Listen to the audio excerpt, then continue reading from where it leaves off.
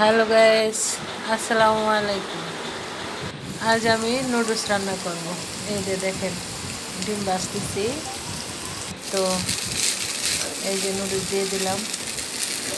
তো আমার নুডলসটা কে কে খাবেন চলে আসেন। তো আমি তেমন একটা রান্না করতে আসলে পারি না, রান্না করার অভ্যাস নাই, তো তাই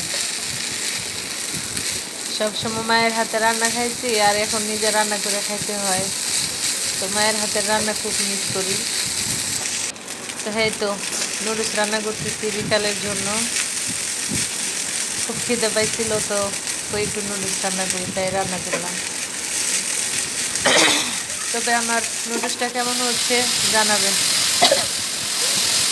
একটু করলা ভাজি করতেছি,